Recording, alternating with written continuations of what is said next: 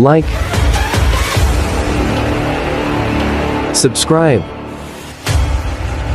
and hit the notification bell.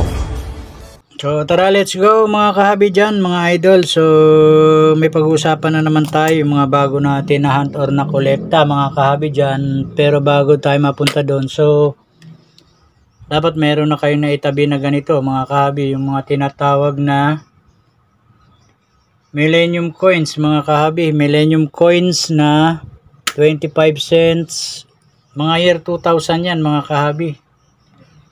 1 peso BSP, sa 5 peso naman. So mga collectible na to mga kahabi, itong mga year 2000 na to na tinatawag na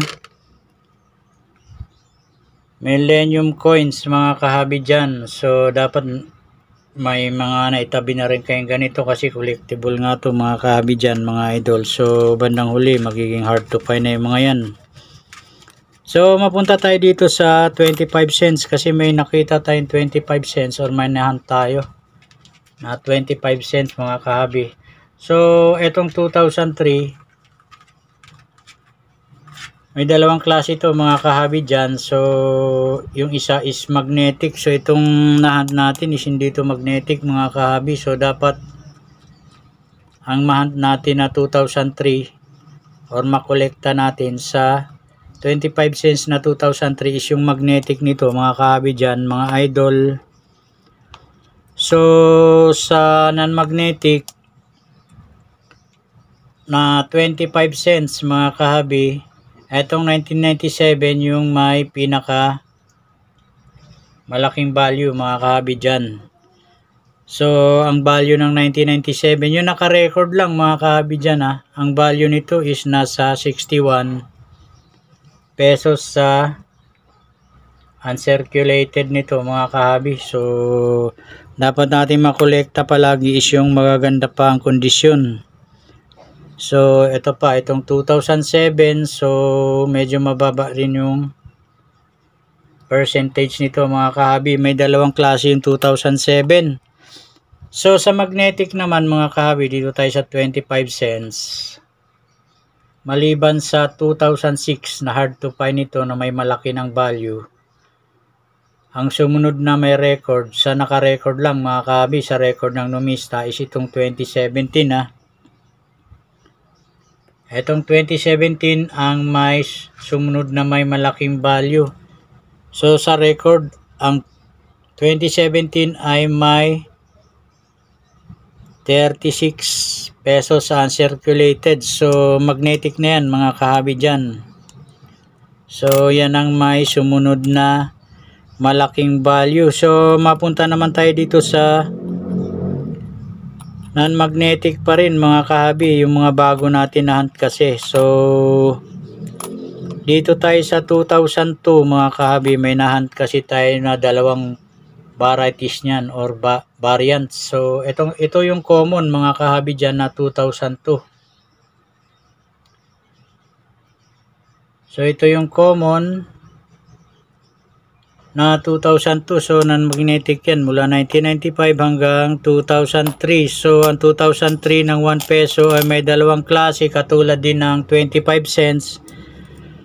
So yung 2003 ng 1 peso na magnetic is mga frosted na yun mga kahabi, mga frost na.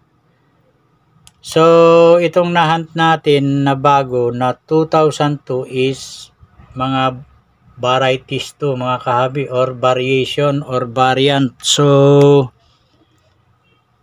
ito ay frosted mga kahabi. So inano nating ilaw kasi medyo luma-luma na kasi. Pagka frosted kasi pag medyo luma na, di na masyado matingkad yung kisap niya. So ayan yung 2002 na frosted to mga kahabi, obverse and reverse, para makita lang natin yung pagka-frost niya. Ayan, frosted yan mga kahabi. So unlike dun sa isa, unlike dito sa isa, ito ay common. So hindi siya frost. Yung isa is frosted talaga, obverse and reverse. So ito naman yung isang variety niya or variation na nahunt din natin. So, obverse lang yung frost nito mga kahabi. Pagdating sa reverse, hindi siya frost. So, obverse lang. So, ang 2002 ay may dalawang varieties or dalawang variants.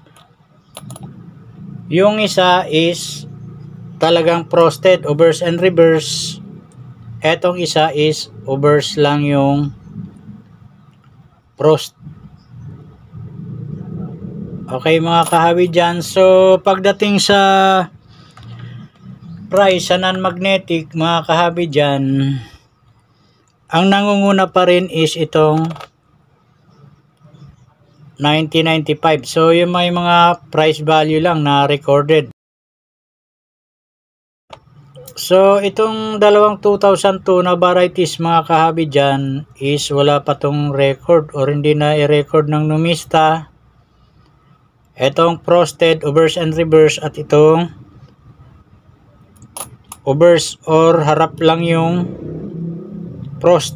So, walang record dyan dito sa numista mga kahabi. Ang naka-record lang is yung common lang na 2002. Dito tayo sa may mga record price mga kahabi na medyo mataas. So, ito pa rin yung 1995 at saka 1997 mga kahabi.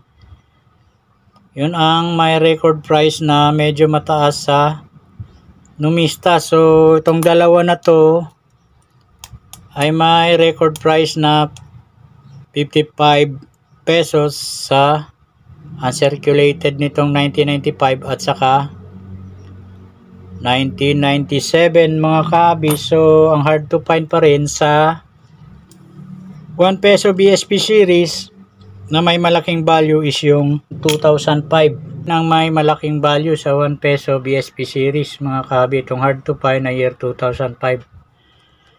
So yun lang muna mga kahabi dyan mga idol. So sana nakolekta nyo na lahat yung mga tinatawag natin na Millennium Coins. So maraming salamat sa panonood at God bless sa inyong lahat. Bye bye. Like, subscribe, and hit the notification bell.